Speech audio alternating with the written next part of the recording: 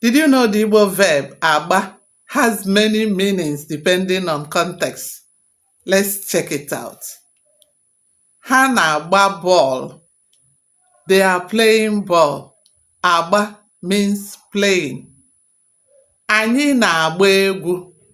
We are dancing. Agba means dancing. Nwoke ahụ na-agba egbe. That man is shooting a gun. Agba means shooting.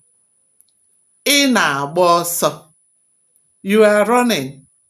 Agba means running. Ndị Igbo na-agba mbọ. The Igbo people are making effort. Agba means making. Ọ na-agba igwe.